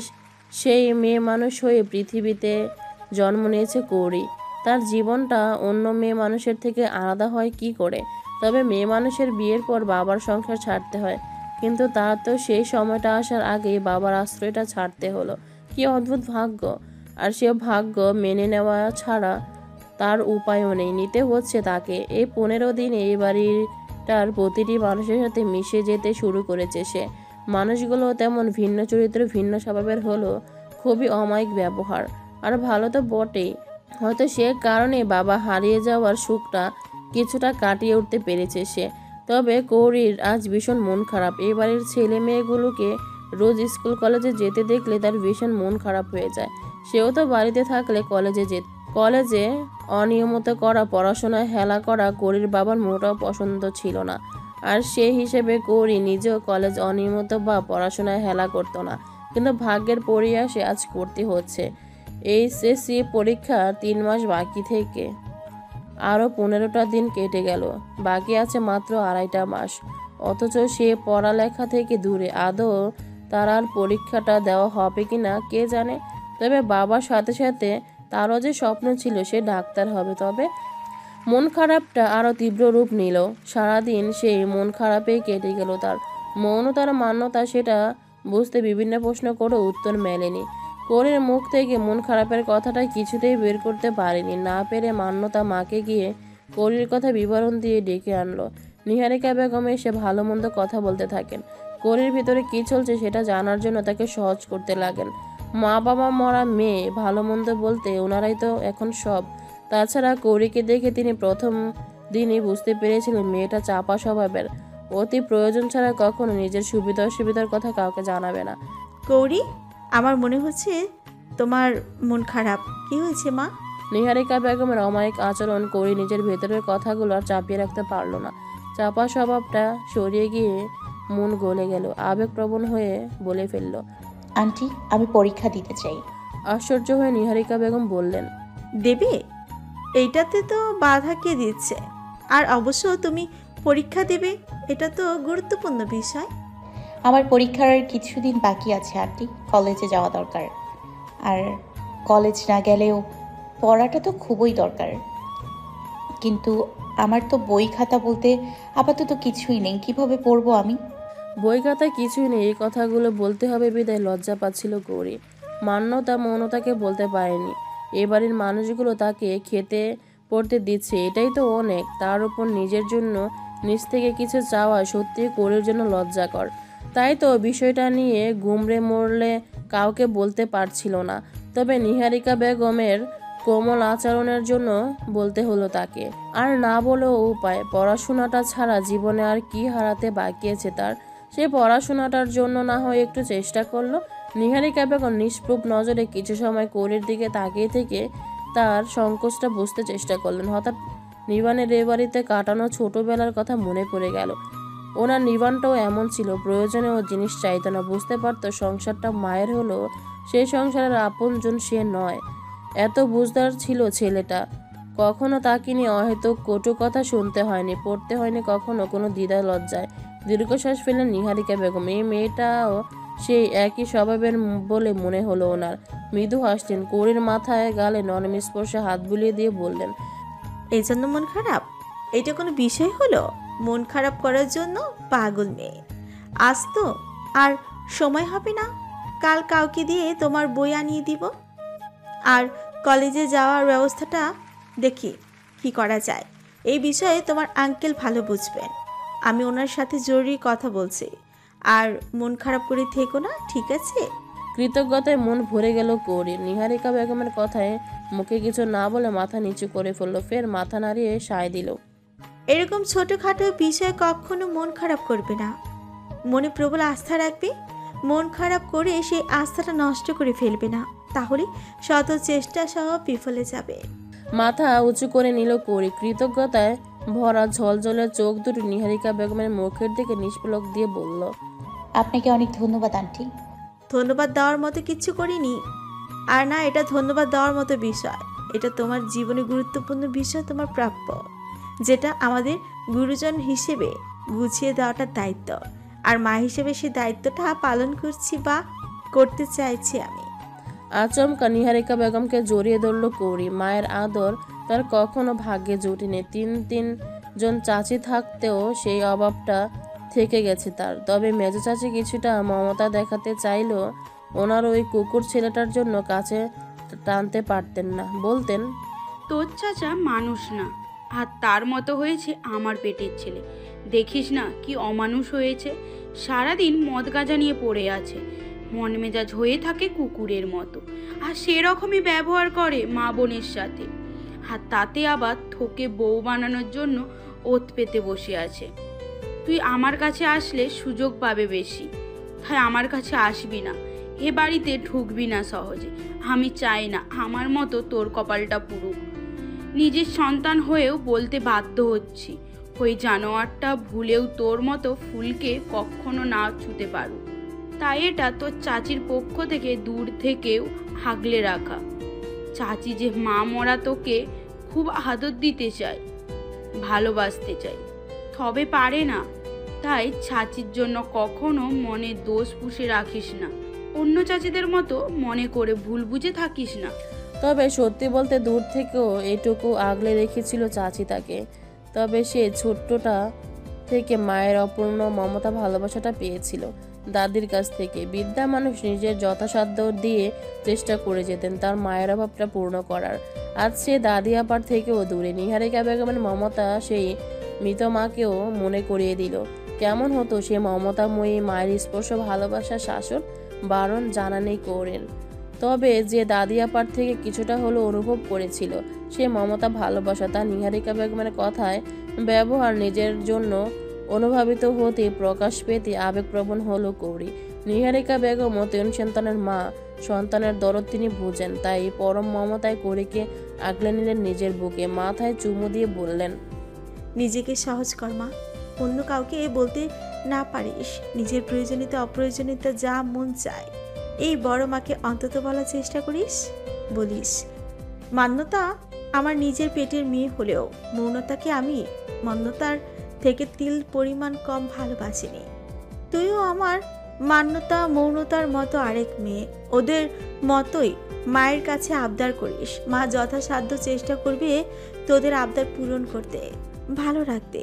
শুনেছিস আমি কি বলছি? বলবি তো? নিঃশব্দে কেঁদে চলল কৌরি। মুখে কিছু বলল না, শুধু মাথা নাড়িয়ে হ্যাঁ জানালো। সেটা বুঝে মৃদু হেসে কৌরির মাথায় হাত বুলাতে বুলাতে নিহারিকা বেগম ফের বললেন, আর আজ থেকে ওসব আন্টি শান্টি বলবি না। হয়তো মান্যতার মতো মা বলে ডাকবি, নয়তো মৌনতার মতো বড় মা বলে। কেমন ডাকবি তো? একটু সময় নিয়ে ফের মাথা নাড়িয়ে সম্মতি জানালো কৌরি। সেটা বুঝে আর কথা বাড়ালেন না নিহারিকা বেগম। মেয়েটা এখন তো সম্মতি জানিয়েছে ঠিকই, তবে নিজের অপ্রয়োজনীয় দূর, প্রয়োজনীয়টা পর্যন্ত বলবে কি ওনার সন্তান? এরকম স্বভাবের একজনকে যে পেলে পুষে বড় করেছেন তিনি, তাই এসব স্বভাবের মানুষ সম্পর্কে বেশ অবগত উনি। এ বাড়িতে সবার সাথে মোটামুটি করে সখ্যতা গড়ে উঠল। সখ্যতা সেভাবে গড়ে ওঠেনি দিবার সাথে। মেয়েটার হাব ভাব বুঝে পায় না কৌরি। এ বাড়িতে আসা এ পর্যন্ত কখনো তার সাথে সেভাবে কথা বলেনি বললেই চলে, অথচ কি অদ্ভুত নজরে মাঝে মধ্যে তার দিকে তাকিয়ে থাকে। নিজেরাই কেমন এলোমেলো লাগে কৌরির। মনে হয় গ্রামের অদ্ভুত মেয়ে সে। তাদের মতো স্মার্ট চালচলন নয় বলে কি এভাবে তাকিয়ে থাকে, নাকি অন্য কিছু? সেদিন কাশফুল বাগানে ঘুরতে গেল, সারাটা সময় একসাথে কাটাল, অথচ একটা শব্দ তার হয়ে ব্যয় করলো না। তবে সে অদ্ভুত দৃষ্টিতে তাকিয়ে থাকতে ভুল করেনি। তাকে ওই অদ্ভুত দৃষ্টিতে কি দেখে বুঝে আসে না কৌরির। কি যে অস্বস্তি অনুভব হয় তখন, কি করে বোঝায় ওই মেয়েটাকে? এ যে খাওয়া বাদ দিয়ে তার দিকে সে তীক্ষ্ণ অদ্ভুত দৃষ্টিতে তাকিয়েছে, যার জন্য ঠিকঠাকভাবে খেতে পারছে না কৌরি। কিভাবে তাকিয়ে থাকলে খাওয়া যায়? তবে সকালের এই সময়টাতে তো মেয়েটা খেতে আসে না, আজ 15 দিনেরও বেশি। কখনো দেখিনি কৌরি, তবে আজ কেন? কিরে, খাবার সামনে রেখে এভাবে বসে আছিস কেন? খেয়ে নে। নিহারিকা বেগমের কথায় খাবারে মনোযোগ দিল দিবা, তবে খাবার গলা দিয়ে নামতে চাইল না তার। কি এক যন্ত্রণার মধ্যে আছে সে যন্ত্রণার সাথে সাথে দ্বিধায়ও আছে। যন্ত্রণাটা হলো অসুস্থ একটা বৈবাহিক সম্পর্ক থেকে মুক্তি না পাওয়া পর্যন্ত শান্তি পাচ্ছে না সে। আর দ্বিধা হলো সেই সম্পর্ক থেকে নিজেকে মুক্ত করার পর যাকে সে মনে প্রাণে চাইছে তাকে সে পাবে তো, হয়তো বা। যার জন্য সিয়ামের সাথে সম্পর্কটায় তার ইতি টানতে হবে তাড়াতাড়ি। না হলে বিয়ে হয়েছে অথচ শ্বশুর বাড়িতে না থেকে বাপের বাড়িতে পড়ে আছে। আশেপাশে পরিচিত কত মানুষের কথা শুনতে হচ্ছে রোজ তাকে। তাদেরকে তো আর খুলে বলা যায় না সে কি পরিস্থিতির মধ্যে আছে। যারা অন্যের পরিবার সংসার নিয়ে সমালোচনা করে তারা তো আর জানে না সে পরিবারের সে সংসারের ভিতরে খবর। তারা শুধু জানে মেয়েটার একটা ভালো বিত্তশালী ফ্যামিলিতে বিয়ে হয়েছিল। ছেলেটাও তো দেখতে শুনতে ভালো, তবে মেয়েটা কেন বাপের বাড়ি সারাক্ষণ বাড়িতে পড়ে থাকে? মা কবে আসবে বলেছে নাকি? সেদিন আমার সাথে একবার কথা হলো, সেভাবে তো কিছুই বললো না। নিহারিকা বেগমের প্রশ্ন মুখ তুলে চাইল দিবা, বলল, 2-1 দিনের মধ্যে আসবে বলল। বাড়িটা একটু শান্ত পরিবেশে আছে, সেটা বুঝি। ভালো লাগছে না তোমার? ডেকে ডেকে খুব তুফান নিয়ে আসছো কেন? মাকে উদ্দেশ্য কথাটা বলে কৌরির পাশাপাশি চেয়ারটায় বসে পড়ল ইভান। মায়ের চোখ রাঙানোকে সম্পূর্ণ ইগনোর করে বলল, তোমার বেকার ছেলেটাকে এক মুঠো খাবার দাও। তুই কাকে উদ্দেশ্য করে কথাগুলো বললি? নিশ্চয়ই মাকে। দিবা কথাটা বলতে চমৎকার হেসে দিল ইভান। মুখে হাসি রেখেই পুরো 360 ডিগ্রি অ্যাঙ্গেলে কথা ঘুরিয়ে বলল, বাবা আর চাচু আমাকে ড্রয়িং রুমে ডাকছে। আমাকে বললেন তোমার খাওয়া হলে ডেকে দিতে। ও বাড়ি থেকে সিয়াম ভাইয়ার মা নাকি ফোন দিয়েছে। দিবার খাওয়া বন্ধ হয়ে গেল। এক পলক উপস্থিত সবার মুখের থেকে চোখ ঘুরিয়ে এনে উঠে পড়ল সে। আপাতত তার খাওয়ার গলা দিয়ে নামবে না। হাত ধুয়ে ড্রয়িং রুমের দিকে পা বাড়ালো সে। সেদিকে তাকিয়ে নিহারিকা বেগম দীর্ঘশ্বাস ফেলে ইভানকে উদ্দেশ্য করে বিরক্ত হয়ে বললেন, কথাটা মেয়েটার খাওয়া শেষ হলে বলা যেত না? এত বড় ছেলে হয়ে গেছিস, এখনো বুঝে শুনে কথা বলতে শিখলি না? মেয়েটা অর্ধেক খাওয়া ছেড়ে উঠে গেল। বুঝে শুনে তো বললাম। আর যার মেয়ের এই অবস্থা তিনি মেয়ের চিন্তা না করে জমি জায়গার হিসাব নিয়ে সেই না সংসার করা শ্বশুর বাড়িতে পড়ে আছে, আর তুমি মরে যাচ্ছ তার মেয়ের চিন্তায়। ছেলের সাথে তর্কে গেলেন না নিহারিকা বেগম। এই ছেলের সাথে যত তর্ক যাবেন উল্টো পাল্টা কথা ছাড়া এই ছেলের মুখ থেকে একটা কথাও বের হবে না। মা চুপ হয়ে যাওয়ায় ইভানও আর কথা বাড়ালো না। তবে সে যে চুপচাপ থাকার ছেলে নয়, পাশে থাকা কৌরির দিকে নজর দিল। মেয়েটা সংকোচ নিয়ে বসে প্লেটের খাবার নেড়ে যাচ্ছে, শুধু গালে তুলছে কম। কী কারণে বুঝতে অসুবিধা হলো না ইভানের। তড়িৎ উঠে কৌরির অপর পাশে সামনাসামনি চেয়ারে গিয়ে বসলো সে। ফের কালকের মতো টেবিলের কোণে ঠেকিয়ে দুহাত দুগালে চেপে কৌরিকে উদ্দেশ্য করে বলল, কি ব্যাপার ফুলকৌরি? আশেপাশে তো কোথাও দাদাভাইকে দেখছি না, তবে কেন এত ভয়ে ভয়ে সংকোচে খাবার খাচ্ছ? তবে কি তুমি মোটেও চিন্তা করো না? দাদাভাই নিচে নামলো বলে কথা, তাই বলছি বিষম লাগার আগে খাবারটা খেয়ে নাও, না হলে আজকের বিষম লাগাটা কিন্তু তুমি কিছুতে হজম করতে পারবে না। বাবা সহজে নিজের অসুস্থতার কারণে রুমের বাইরে খুব একটা আসেন না প্রয়োজন ছাড়া, তবে আজ এসেছে। ইভান ড্রয়িং রুমে দেখে এসেছে বাবা আর চাচু কি বিষয় নিয়ে আলাপ আলোচনা করছে। সেখানে ইতিমধ্যে স্বয়ং ঝামেলাকেও পাঠিয়ে দিয়েছে ইভান। এখন দাদাভাই নিচে নামবে আর বাবা সেই ঝামেলার সমাধান স্বরূপ দাদাভাইয়ের কাছে পরামর্শ চাইবে। আর দাদাভাই তার ওই জলদ গম্ভীর গলা দিয়ে পরামর্শ স্বরূপ কী বানিয়ে ছাড়তে পারে এটা এখানে বসে মুখস্থ বলে দিতে পারে ইভান। আর সামনে বসা এই ভীতু মেয়ে যদি সেই গলার স্বরের কথাগুলো শুনে তাহলে বিষম কনফার্ম হতে সময় লাগবে না। কোরের বোকা চাহনির দিকে তাকিয়ে ব্রু নাচিয়ে খাবারের প্লেটের দিকে ইশারা করলো ইভান। ফের মুখে বলল, বসে আছো কেন? জলদি খেয়ে নাও। অসহায় নজরটা প্লেটের দিকে দিল কৌরি। আজ 15 দিনে এই ছেলেটাকে সে খুব ভালো করে চিনে ফেলেছে। কারো একটা দুর্বল পয়েন্ট পেলেই হয়, সেটা নিয়ে তাকে সামনে পেলে শুরু হয়ে যাবে তাকে খ্যাপানো। এর জন্য এত বড় ছেলে বড় মার কাছে বকা কম খায় না, তবুও ইতরের মতো পিছনে লেগে থাকবে। এমন একটা ভাব, কে কি বলল বা কি বলছে এরা থোড়াই না তার যায় আসে।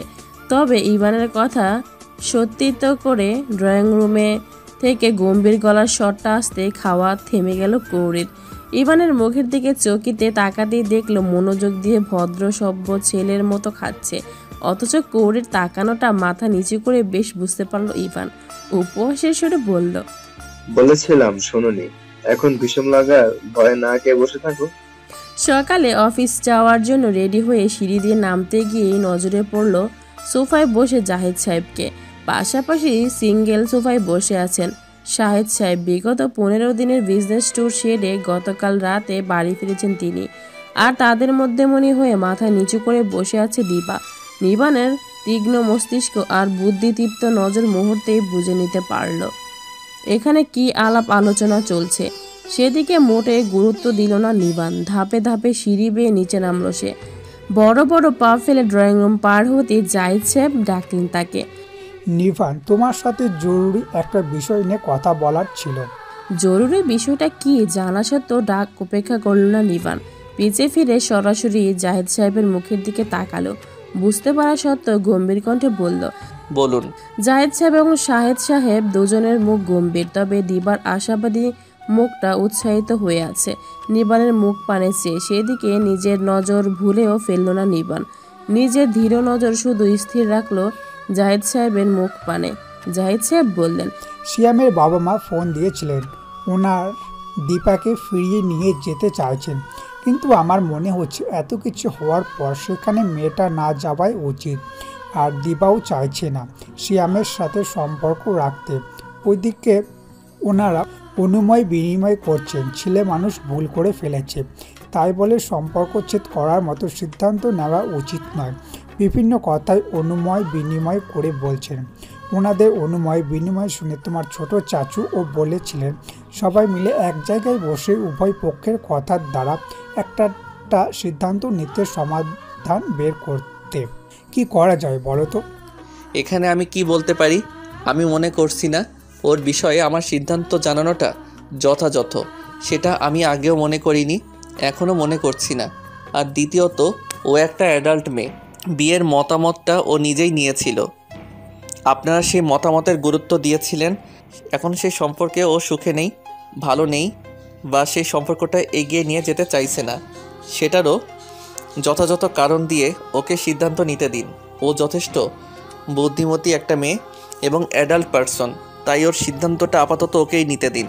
তবে বুঝে এবং অন্যের দোষ ত্রুটিগুলোর সাথে সাথে নিজের দোষ ত্রুটিগুলো খুঁজে সেখানেও থাকতে চাই নাকি না, আর এখানে আমার সিদ্ধান্ত প্রকাশ করার মতো প্রয়োজন বা গুরুত্ব কোনোটাই আমি দেখছি না। দৃঢ়কণ্ঠে কথাগুলো বলে একটু থামলো নিবান, তবে নজরের নড়চড় হলো না। জাহিদ সাহেবের ভাবান্তর মুখের দিকে চেয়ে ফের বলল, আর একান্ত আপনারা ওর গার্ডিয়ান হয়ে যদি ভালো মন্দ মতামত গ্রহণ করতে চান তবে ওর কাছে জিজ্ঞেস করে নিন সেই সিদ্ধান্ত ও খুশি মনে মেনে নেবে কি না। যদি নেয় তবে ছোট চাচুর পরামর্শ অনুযায়ী দুই পরিবার একসাথে হয়ে দুজনের ভালো মন্দ কথা অনুযায়ী সিদ্ধান্ত নিন। এখানে আমার সিদ্ধান্তের একান্ত প্রয়োজনীয়তা নেই। জীবনটা ওদের, তাই সামনের পথটাও ওদেরকেই বেছে নিতে বলুন। বড় বড় পা ফেলে চলে গেল নিবান। সেদিকে ভারাক্রান্ত নজরে তাকিয়ে রইল দিবা। নিবান এতটা অবজ্ঞা করে তাকে, অথচ আগেও তার সাথে কম কথা হলেও এতটা অবজ্ঞা করে কথা বলতো না সে। নিবান বরাবরই প্রয়োজন ছাড়া কথা কম বলে, তাই বলে এত রুক্ষ ভাষা? কত সাবলীলভাবে কথাগুলো বলে গেল সে। তার দিকে একবারও ফিরে চেয়ে দেখার প্রয়োজন মনে করলো না। তবে কি সত্যি নিবানের ফেলে দেওয়া থুতু হয়ে গেল, যার দিকে দ্বিতীয়বার চর ফিরে তাকাতে চায় না নিবান? অথচ সেই নিবানকে নিয়েই তাদের স্বামী স্ত্রীর মধ্যে ঝগড়ার উৎপত্তি শুরু হয়। যদিও দোষ নিবানের নয়, তার জাগ্রত হওয়া ভুল সময়ের অনুভূতির। একটা বিজনেস কন্ট্রাক্ট সাইন করার জন্য জাহিদ সাহেবের সিগনেচার দরকার, কারণ JSJ এর চেয়ারম্যান এখনও উনি। যদিও কোম্পানির নির্দেশনায় পরিচালনা নিবানের সিদ্ধান্তে চূড়ান্ত হয়, তবুও যে কোনো কোম্পানির সাথে কন্ট্রাক্ট সাইন করার আগে ডিলকৃত কোম্পানি সম্পর্কে ওনাকে বিস্তারিত জানানো এবং কন্ট্রাক্ট সাইন করার জন্য অনুমতি নেওয়া প্রযোজ্য মনে হয় নিবানের। এবারও তাই করা হলো। তবে ডিলকৃত কোম্পানি জাহিদ সাহেবের পুরানো। ওনারা জাহিদ সাহেবের সাথে আগেও ব্যবসায় লেনাদেনা করেছেন। তখন জাহিদ সাহেবের ব্যবসা নীতি ওনার সদাচরণ বেশ ভালো লেগেছিল। উনি অসুস্থ শুনে তাই সরাসরি ওনার সঙ্গে একবার দেখা করতে চান এবং কথাও বলতে চান। বিকালের সময়টাতে ওনাদের বাড়িতে আসার ইনভাইটেশন দিল নিবান, সেটা বাড়িতে জানিয়েও দিল। বিকাল গড়াতে হাজির হলেন ওনারা। ওনাদের আপ্যায়নের ব্যবস্থা করা হলো বাড়ির অন্দরে নয়, বিভিন্ন ফুলে আচ্ছাদিত সাজানো গার্ডেন এরিয়াতে। গোল চেয়ার টেবিলে বসার আয়োজন হলো। চা নাস্তা সহ বিভিন্ন খাবারে টেবিল ভরে উঠল। মুখোমুখি বসে দুপক্ষ কথাতে মশগুল। কোম্পানির বিভিন্ন কার্যক্রম এবং নিজেদের ব্যক্তিগত কথাও চলল সেখানে। তবে চারজন ব্যক্তির মধ্যে একজনের মুগ্ধ নজর গার্ডেন এরিয়ার অপর পাশে, যেখানে দুটো মেয়ে দাঁড়িয়ে কথা বলছে। তার মধ্যে কালো সাধারণ একটা প্লাজো পরা, সাথে কালো ও মিশালো সাধারণ চেকের জামার সঙ্গে সুন্দর করে গায়ে মাথায় কালো ওড়না জড়ানো মেয়েটার সৌন্দর্যে বিভোর হলো সে। বিকালের মনোমুগ্ধকর সৌন্দর্য যেন ফিকে পড়েছে মেয়েটার ওই সৌন্দর্যে। কালো ড্রেস আপে গোলগাল ফর্সা মুখটা নজর করেছে বেশি, সাথে মেয়েটার মাথার ওড়না বেদ করে কোমর ছাড়া হাঁটু ছুঁই ছুঁই চুলগুলো। এই আধুনিক শহরের মেয়েদের কৃত্রিম সজ্জা চেহারা দেখতে দেখতে হঠাৎই এরকম সাদা মাটা সৌন্দর্য দেখে নজর মুগ্ধ হতে বাধ্য হলো ছেলেটা। তীক্ষ্ণ নজরে নিজের মুখোমুখি বসা ছেলেটাকে লক্ষ্য করলো নিবান। ছেলেটার মুগ্ধ নিষ্পলক নজরও তার এড়োলো না। ছেলেটা তাদের কোম্পানির সাথে ডিলকৃত কোম্পানির কর্ণধার নৌশাদ চৌধুরীর ছেলে বিহান চৌধুরী। তবে ছেলেটা তার পিছনে এরকম নিষ্পলক নজরে তাকিয়ে কি দেখছে?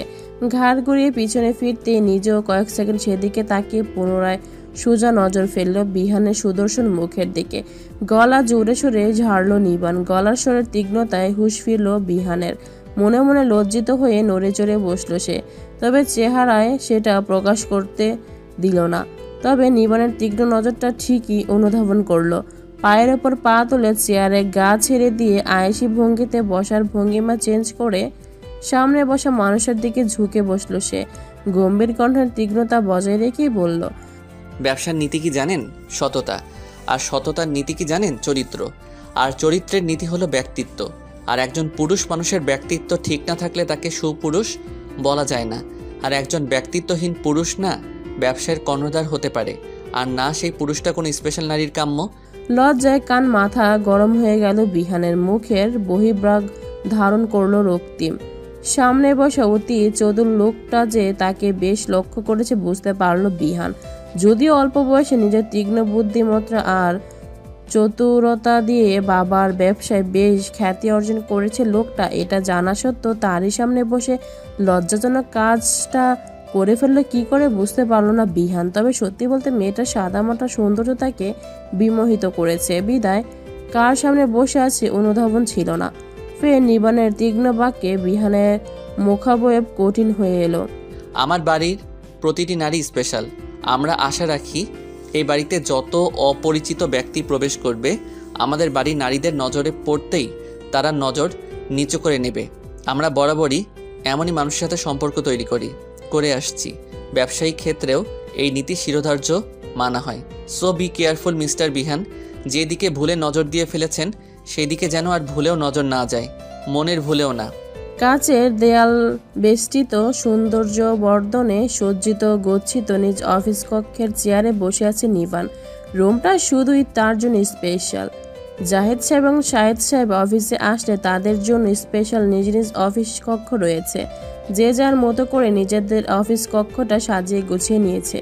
শীততাপ নিয়ন্ত্রণ রুমটার চেয়ারে হেলান দিয়ে চোখ বন্ধ করে বসে আছে সে। ইদানিং চোখ বন্ধ করলে সেই কন্দরত চোখ জোড়ার সাথে সাথে আরও একটি দৃশ্য বদ্ধ নজরে বেশি বেড়ায় তার। সেদিকে বিকালের সে ফিকে পড়া সূর্যের আলোতে কালো পোশাকে আবৃত এক মায়া হরিণীর গোলগাল কমল লাবণ্যময়ী মুখশ্রী কি অদ্ভুত, যে কারণে বিহানকে সে ঠান্ডা গলায় শাসালো। সে একই নজরে সেও তো দেখেছে মেয়েটাকে, তবে তাকে শাসাবে কে? আর মেয়েটা তো তারও কেউ নয়, তবে কেনই বা বিহানকে শাসালো সে? বিহানের মতো সে মায়া হরিণীকে মুগ্ধ চোখে দেখার জন্য তারও কি শাসন প্রাপ্য নয়? হবে না কেন? একই অপরাধে অপরাধী দুজন, তবে কেন একজন শাসিত হবে? কিন্তু ভিতরটা কেন বলছে ভিন্ন কথা। বিহান তো খারাপ নজরে মেয়েটাকে দেখেনি, তবে কেন সেই মুগ্ধ নজরে তাকানোটা ঠিকঠাক লাগেনি তার। শান্ত থাকতে চেয়েও মানতে পারেনি সে। হঠাৎ কি শুরু হলো এগুলো তার সাথে? কি আসবো? কোনো সাড়া এলো না ভেতর থেকে। কপাল কঞ্চিত হলো তিনয়ের। এত কি ভাবনাতে ডুবে আছে ছেলেটা যে তার ডাকটা অবধি কান পর্যন্ত পৌঁছালো না। নিবান এত মনোযোগী হয়ে কি ভাবনায় ডুবে আছে? আশ্চর্য। এই নিবান, আসবো? চকিত হলো নিবান। চোখ খুলে সোজা হয়ে বসলো চেয়ারে। তোকে বারবার কেন উচ্চ করে বলতে হয় আমার কেবিনে আসার জন্য তোর অনুমতির প্রয়োজন নেই? অফিসিয়াল রুলস বলে কথা, সেটা তো আর অগ্রাহ্য করা যায় না। রুলস তো সবার জন্য সমান, তাই না? সেই অফিসের কোনো স্টাফ নোস তুই, আর না কোনো কোম্পানির কন্ট্রাক্ট ডিলার। আমার কাছের মানুষগুলোর আমার কাছে আসার জন্য কখনো তাদের অনুমতির প্রয়োজন নেই। তাই এমন কোন কাজের মানুষের সাথে কথা বলছিলি যে আমার ডাকটা পর্যন্ত নিবান আফসাব আহমেদের সেই ভাবনা ভেদ করে তার কর্ণদয়ে অবধি পৌঁছালো না? দুষ্টু হেসে কৌতুক গলায় কথাটা বলে চেয়ারে গা এলিয়ে দিয়ে নিবানের মুখের দিকে উত্তরের আশা তাকিয়ে রইল তিনয়। যদিও অপরপক্ষের ছেলেটার থেকে উত্তর পাবে এ সেটা রাখে না সে। তিনয়ের ভাবার মতো সত্যি উত্তর দিল না নিবান, বরং অফিসের পিয়নকে ডেকে কফির অর্ডার করলো। পিয়ন চলে যেতে তিনয়কে উদ্দেশ্য করে বলল, হঠাৎ আমার অফিসে? সহজে তো পা পড়ে না এখানে, কি জন্য এসেছিস? তিনয় জানতো উত্তর পাবে না, তাই সেদিকেও সেও আর এগোলো না। তবে নিবানের বলা কথাগুলো কানে যেতে চেয়ারের হেডে মাথা এলিয়ে দিয়ে দীর্ঘশ্বাস ছেড়ে বলল, তন্ময়ীর বিয়ে ঠিক হয়েছে, সেটাই বলতে আসলাম তোকে। হঠাৎ? অনার্সটা তো কমপ্লিট করতে দে, তারপর না হয় ওর বিয়ে দেওয়ার কথা ভাবিস। জানিস তো আম্মা আমাদের দুই ভাই বোনের অভিভাবক সম্বল, সব কিছু। হয়তো প্রতিটি সন্তানের ক্ষেত্রে মায়ের অবদান অতুলনীয়, তবে বাবা মারা যাওয়ার পর সেই মা বাবা মায়ের দুজনই অবদান রেখেছে বর্ণনাহীন। নিজে চোখে দেখে এসেছি তো। বাবা মারা যাওয়ার পর আমাদের দুই ভাই বোনকে আঁকড়ে কীভাবে বেঁচে আছেন আম্মা। আমাদের সব দিকের যথাযথ খেয়াল রেখে প্রয়োজনে অপ্রয়োজনে সকল আশা আকাঙ্ক্ষা মিটে কী করে মানুষের মতো মানুষ করার চেষ্টা করেছেন। মাথা উঁচু করে বাঁচতে শিখিয়েছেন। সেই মায়ের সিদ্ধান্ত কখনো অমান্য করার চেষ্টা করেনি, তন্ময়ীও কখনো করেনি। হঠাৎ বিয়ের এই সিদ্ধান্তে ওর একটু মন খারাপ হলেও মায়ের সিদ্ধান্তে অমত পোষণ করেনি। তন্ময়ীকে আমি ঠিক কীরূপ ভালোবাসি সেটা তুইও জানিস।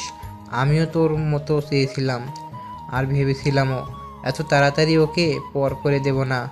তবে মা যখন চাইছেন আমিও না করব কি করে বল? যদিও আমি না করেছিলাম, আম্মাকে বললাম এত তাড়াহুড়োর কি দরকার, পড়াশোনাটা আপাতত কমপ্লিট করে নিক, তারপর না হয় ওর বিয়ের কথা ভেবে দেখা যাবে। মা আমার কথাতে রাজি হইতে চাইছে না, বলছে ভালো পাত্র হাত ছাড়া করা ঠিক হবে না। আর এখনকার যুগে খুঁজে খুঁজে যোগ্য পাত্র মেলাও বাহার। তা বাদেও মেয়েদের বয়স হয়ে গেলে সঠিক পাত্র পাওয়া মুশকিল হয়ে যায়। সঠিক বয়সে মেয়েদের বিয়ে দেওয়া উচিত, এই কত শত কথা। মায়েদের ভাবনা বুঝিসই তো। আর ছেলেদের ডিটেলস সম্পর্কে খোঁজ খবর নিলাম, সব দিক থেকে ভালোই তো মনে হলো।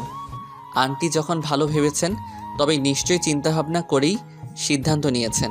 আর তন্ময়ী অ্যাডাল্ট, ও যখন মতামত দিয়েছে তবে আর না করার কি আছে।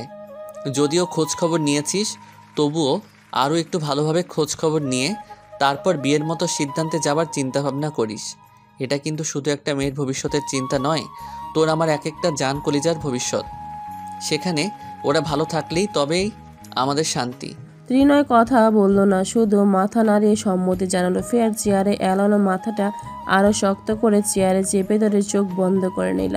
ওই শান্তশিষ্ট মায়াবী মিষ্টি চেহারার আদরের বোনটাকে তার পর করে দিতে হবে ভাবতে ক্ষণে ক্ষণে বুকের ভেতরটা চড়াত করে উঠছে তার। বাবা ছিল না বিদায় ছোট থেকে ওই বোনটাকে যে খুব যত্নে আগলে মানুষ করেছে সে। এই ত্রিন, ছেলেটার মন খারাপ হলে নিবানের সঙ্গ খোঁজে। আজ হয়তো সেই সঙ্গটাও মন খারাপটাকে বিতাড়িত করতে পারছে না, সেটা বুঝে তিনয়কেই ডাকতে চোখ মেলালো সে। তন্ময়ীর জন্য যে ছেলে দেখা হয়েছে তার সম্পর্কে এবং তার ফ্যামিলি সম্পর্কে ডিটেলসে জানতে কথা বাড়ালো নিবান। কথার মধ্যে থাকলে হয়তো ছেলেটার মন খারাপটা দীর্ঘ হবে না, সেটা ভেবেই মূলত কথা বাড়ালো নিবান। এক পর্যায়ে কফি নিয়ে এলো পিয়ন। কফিটা পান করতে করতে দুই বন্ধুর কথা আরও জমে উঠল। বেডে হেলান দিয়ে খুব মনোযোগ সহকারে বই পড়ছেন জাহিদ সাহেব। বই পড়ার অভ্যাসটা ওনার আগে খুব বেশি একটা ছিল না বলতে গেলে। ব্যবসায়ী কাজের জন্য পড়ার সময়ই পেতেন না। অসুস্থ হওয়ার পর থেকে এই পড়ার অভ্যাসটা হয়েছে ওনার। এখন সারাদিন নামাজ কালাম তসবিহ তাহলিল ছাড়া সারাদিনের সঙ্গী হলো বই। আসরের নামাজটা পড়ে বিকালে চা নাস্তা নিয়ে স্বামীর খেদমতে হাজির হলেন নিহারিকা বেগম। নিহারিকা বেগমের উপস্থিতি বুঝতে পেরে বইটা হাত থেকে বেডের এক পাশে রাখলেন জাহিদ সাহেব। যত প্রয়োজনীয় কাজ আর গুরুত্বপূর্ণ বিষয় হোক, এই নারীটাকে তিনি কেন জানি উপেক্ষা করতে পারেন না। কত বছরের সংসার ওনাদের, অথচ যতবার স্ত্রী নামক নারীটার পথচারণ এই রুমে পড়ে তিনি সব উপেক্ষা করে নারীটাতেই মন দেন। নিন আপনার চা। চায়ের কাপটা হাতে নিলেন জাহিদ সাহেব। চায়ের কাপে চুমুক দেওয়ার আগে জিজ্ঞেস করলেন, আজ এক কাপ চা, তোমারটা কোথায়? দুপুরের খাবারটা আজ অসময়ে খাওয়া হয়েছে, তাই চাটা আর এই সময় খেতে ইচ্ছে করলো না। কথা বাড়ালেন না জাহিদ সাহেব। চায়ের কাপে ছোট ছোট চুমুর দিতে থাকলেন, সাথে এক টুকটু বিস্কিটও নিলেন। সে এদিকে কিছু সময় নীরবে তাকিয়ে থেকে কথা পারলেন, বললেন, মেয়েটার 2 মাস বাদে ফাইনাল পরীক্ষা, কলেজে যাওয়ার একটা ব্যবস্থা করা উচিত নয় কি? কার কথা বলছো, কৌরির? জাহিদ সাহেব ভাবান্বিত হলেন। সময় নিয়ে কিছু সময় ভাবলো, ফের বললেন, ব্যবস্থা তো করা উচিত, তবে এই পরীক্ষায় 2 মাস আগে কলেজ কর্তৃপক্ষ কেন বহিরাগত স্টুডেন্ট এলাও করবে কি না, এটাও চিন্তার বিষয়। ফের জাহিদ সাহেব কিছু ভাবলেন, বললেন, তবে আমি দেখছি রাতে শাহিদ বাড়িতে আসলে আমার সাথে একবার জরুরিভাবে দেখা করতে বলো তাকে। ঠিক আছে। সম্মতি জানিয়ে ফের নিহারিকা বেগম বললেন,